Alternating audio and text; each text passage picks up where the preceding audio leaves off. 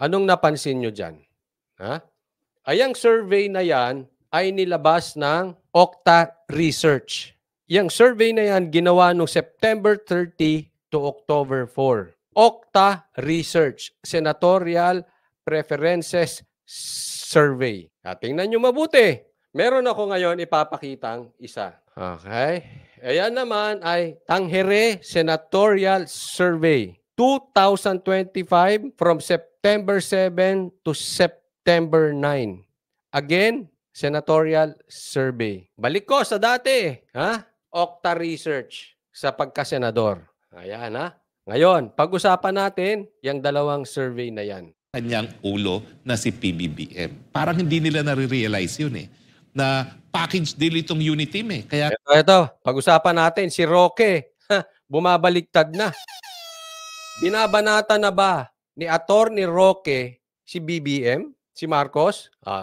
Tingnan natin. Nga Uniteam ang inilek Kaya kapag ikaw ay pinukul mo yung isa, apektado rin yung isa. Pero siyempre, dahil mahirap ang buhay at inamin naman talaga yan ni PBBM, kaya rin bumagsak ang resulta, ang trust at approval rating ni PBBM.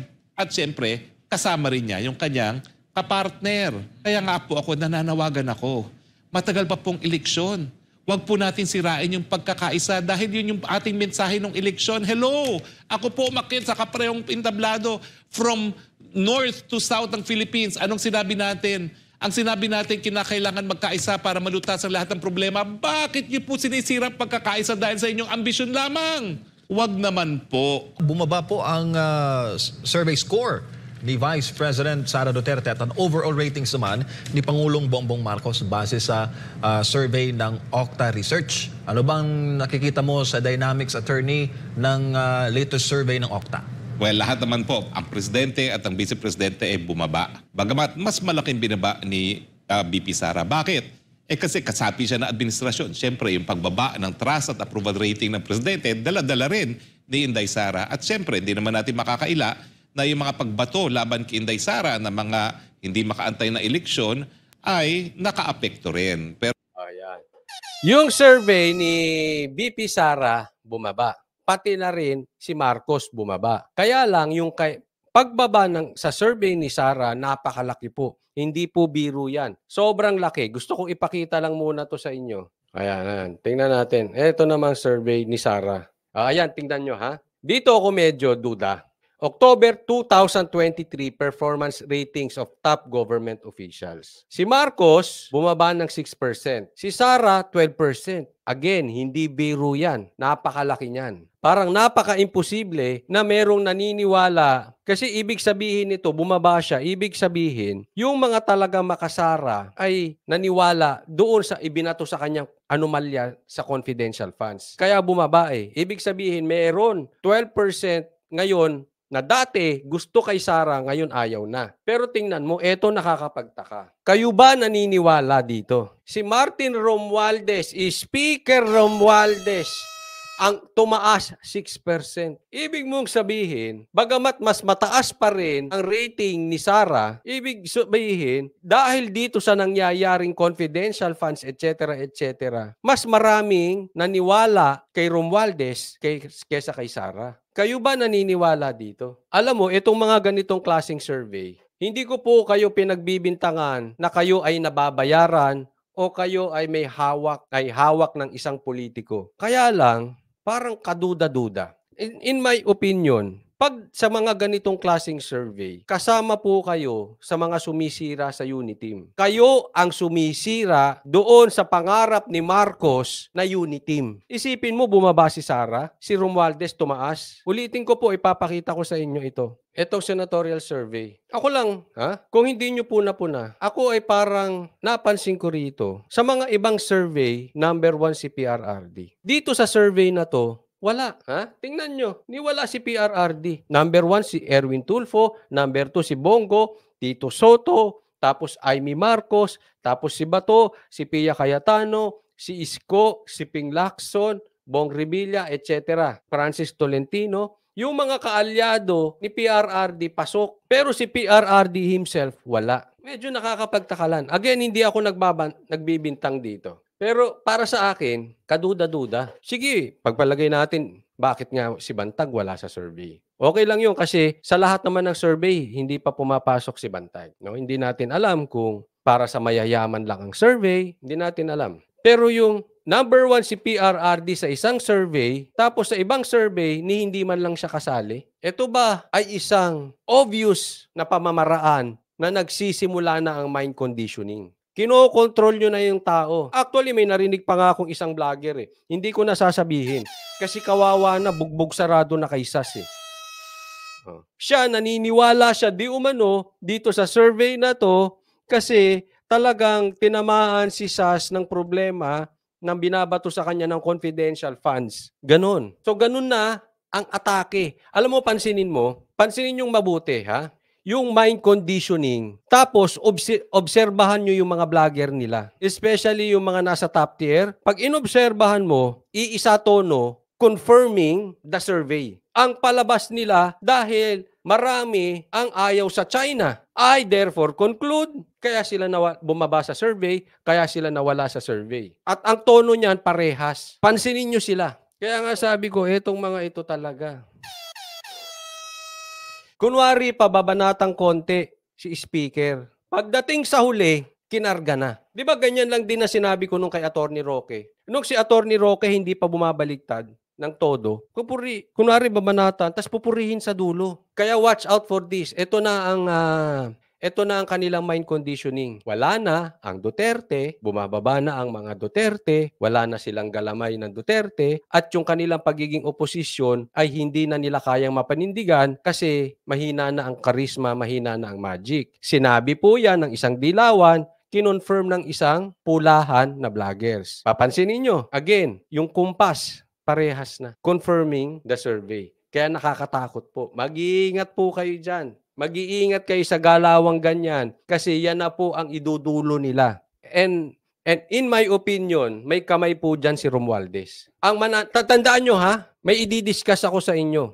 Napakalaki ng motibo sa pagkilatis sa sinasabi ng isang tao. Bagamat hindi ito ay black and white, pero malaking bagay yan. Yung motibo. Tingnan nyo po magkoconnect-connect yan. Mamaya may ipapakita ko sa inyo. A very good example ng dahil sa motibo na booking. Mamaya po. But for now, ito tingnan ninyo. Lahat ng yan para sirain ang plano ng mga Duterte kung sila man ay nag-iisip maging oposisyon. Alisin ang loob ng mga DDS. Sabi pa nga nitong vlogger na ito eh. Again, di ko na siya babanggitin kasi bugbog kawawa na kay Sas. Bugbog sarado dun sa babaeng si Sas.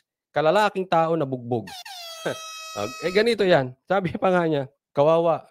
This is not his exact words, pero parang kawawa naman ng mga DDS. Wala na. Parang ganun. No. So kita nyo ha, yung mind conditioning ng kanilang tactician, ng kanilang kumukumpas, iyon. To discredit the strongest name. Una pa lang yan eh. Una pa lang. Katatapos pa lang ng eleksyon, alam na natin ano ang matunog na pangalan bukod sa Marcos. It's Duterte. At ano sinasabi natin dati? Habang palapit ng palapit ang eleksyon, bibirahin ang pangalang Duterte. Pahihinain ang pangalang Duterte. Ngayon, lumalabas na. Importante yan. Para malaman mo ang motive ng isang tao, I will keep on repeating this. Time will reveal. Ganyan ako kumilatis ng tao eh. Pattern. Tingnan mo ano ba ugali ng tao. Ano bang pattern nito? Ito bang vlogger na to pababali-balimbing? And then time will reveal.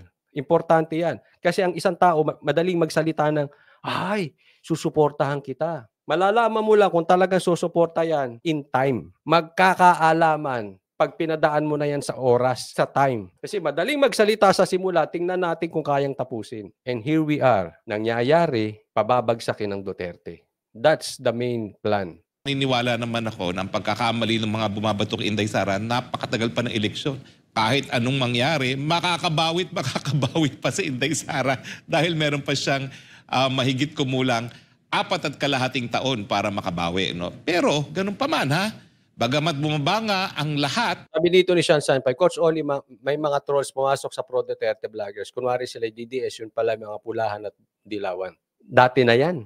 Election pa lang, ginagawa na nila yan. Kaya yung kamay, ramdam na ramdam ko eh. Hindi lang naman po si Inday Sara, no? Pati po si Presidente PBBM, si Vice President Inday Sara pa rin ang may pinakamataas na approval at trust rating sa lahat ng mga namumuno sa ating bayan.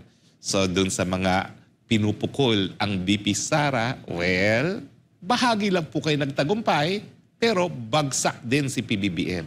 Ang hindi kasi naintindihan ng mga pumupukol kay Inday Sara, unang-una, talaga naman pong nagbigay si Inday Sara nung huling eleksyon at talagang pinili na lang niya na suportahan si PBBM bilang isang presidente. Iba na tono ni Roque, no? Iba na. Pangalawa, dahil mas mataas ang boto ni Inday Sara kaysa kay PBBM, ano ibig sabihin nun? Dinala rin ni BP Sara si PBBM sa pagkapanalo.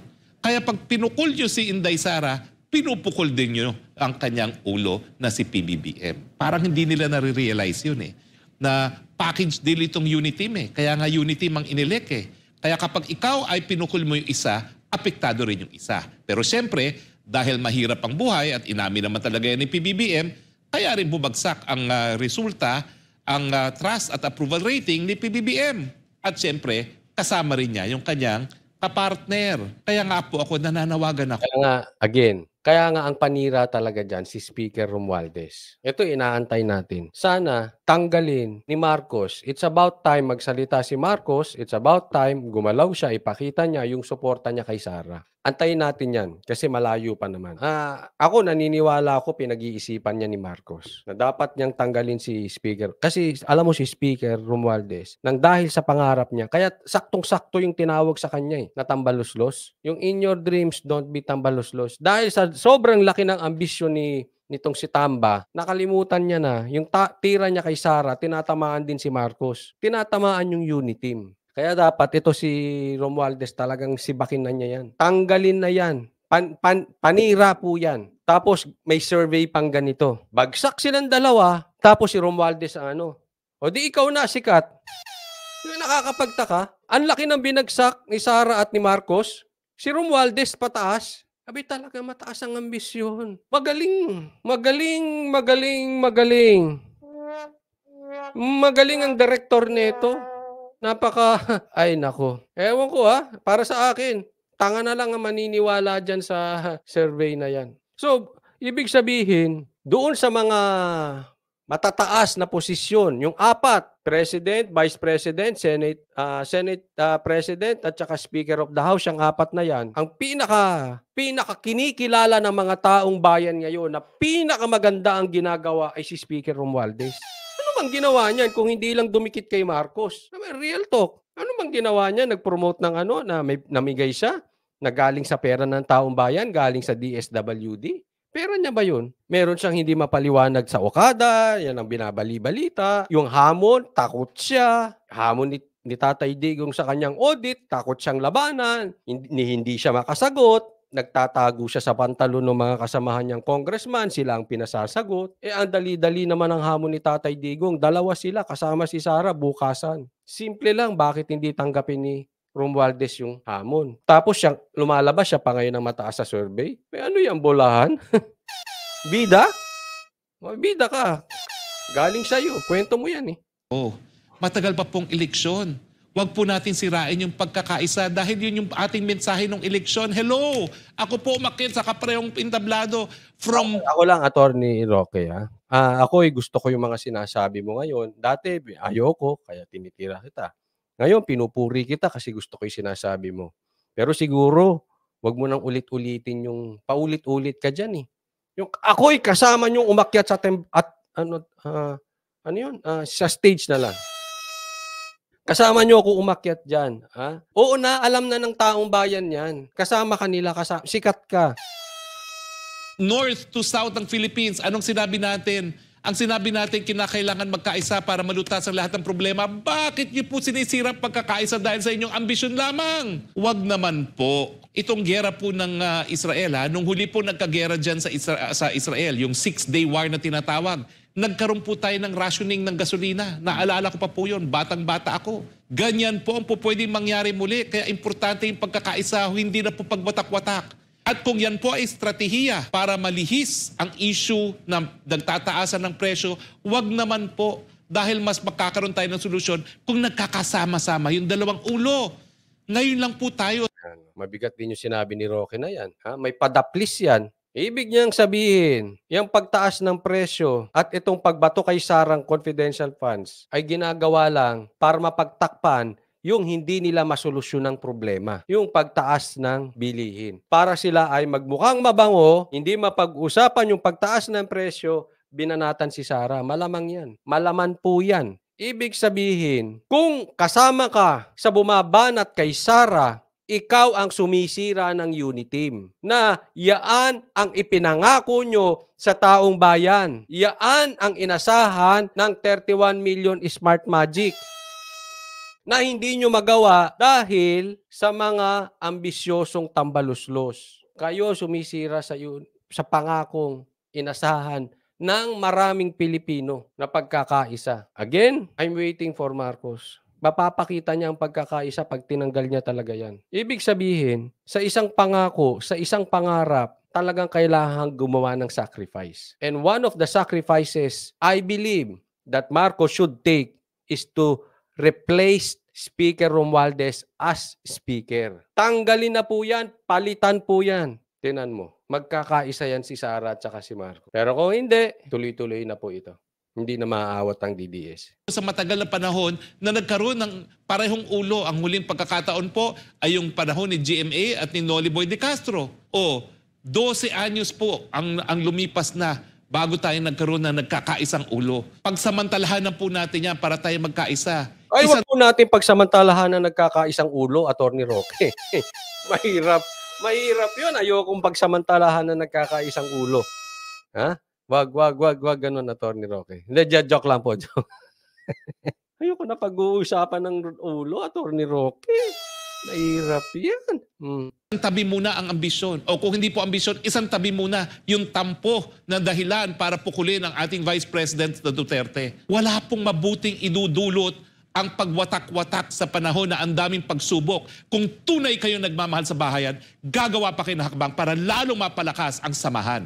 At ang aking panawagan, PBBM, naniniwala po ako na talagang sincero kayo na nanawagan kayo sa pagkakaisa. Bakit naman sa buong sambayanan ang hiniling ninyo pagkakaisa? Bakit hindi nyo masabihin ngayon ang sarili nyong kaanak na importante ang pagkakaisa? Ayaw ko pong maniwala na pangampanya lang sinabi nyo nang nagtawag kayo para sa pagkakaisa. Ngayon po, sabihan nyo lang siya na kinakailangan ng pagkakaisa dahil napakadami pong pagsubok na dinadaanan ng bansa. Nananawagan po ako. Hindi talaga team player kasi to si Romualdez. Masyadong nainip. Ako naman naniniwala kung talaga may pangarap bilang presidente, may panahon dyan. But it's too early. It's too early. Coach Oli, masama ba na alisan ng confidential funds at ibuko si Sara? Hindi. Kaya lang, amoy kaplastikan eh. Bakit sila hindi niya kayang buksan? Di ba? Hindi magpa-audit ng maayos ito si Romualdez. Yung audit yung alam kung saan ginastos. Hindi yung sinertify. Magkaiba po yun. Ulitin ko, magkaiba ang audit at certification. Yung certify, sinertify mo lang na sinabi mo lang na dito mo ginamit ang pera. Ang audit, katunayan kung saan mo ginamit ang pera. Magkaiba yun. So, may halong kaplastikan eh. Maiintindihan natin kung bandang dulo yan. Kasi bandang dulo, natural, pag election na, kailangan mo na rin sabihan yung kapalpakan ng ibang tao. Pero ngayong ganito kaaga, tapos lumalabas na balita na sila nga ang laki ng ginagastos, sila nga puro pamumulitika ginawa, sila nga takot sa audit. Eh di ano yan? Ipokrito. Ano yan? Tambaluslos. Saktong-sakto yung pangalan. Dahil sa pangarap, magiging ano ka? Hihila ka ng tao pababa, umangat ka lang. Ako po ay humbly beseeching you. Nakakabingi po ang inyong katahimikan. At habang kayo po'y tahimik, nagkakawatak-watak po tayo. Sana po, bigyan ng remedyo sa lalong mabilis na panahon. Yun. Ayan. Ito ay maliwanag na para sa akin na ito ay statement na ni Roque na siya ay hindi nabigyan ng posisyon. Hindi, Coach Oli. Ito ay maliwanag na statement na pabaligtad na si Roque. Kasi talaga naman, ang loyalty niyan, siyempre, nasa mga Duterte. Hindi natin alam kung dahil nga hindi rin siya nabigyan ng posisyon. But may punto naman siya. Masyadong napakaaga yung diskarte ni Speaker Romualdez na yan. Antayin natin. Antayin natin. Ako, umaasa ako na baka sakali. Kasi meron akong nababalitaan na magkakaroon ng tanggalan sa mga sekretary at matataas na posisyon dahil sa nangyayaring hindi magagandang survey, hindi magagandang balita, hindi magagandang pagtanggap ng tao sa mga balita ngayon na mga nangyayari. No? So, yan po ang nasagap nating balita, meron pong palitan. Ngayon, I'm just hoping kasama dyan si Boying tsaka si speaker. Oo. Kung si Maharlika ay may puting ahas, ako ay may ano man tatawag ko sa kanya? Puting bola. Basta, may mga tanggalang mangyayari daw. Palitang mangyayari. No? Abangan natin kasi itong pagpasok, maybe on Monday. Kasi ngayon nakabakasyon ng mga tao. Maybe on Monday. We will see. Siyempre, i-discuss na nila dyan yung mga budget, tapos palitan. O bakbakan na naman yan. Yung rigudon ng posisyon, we'll see. At makikita natin asa ng posisyon talaga dito ng administrasyon.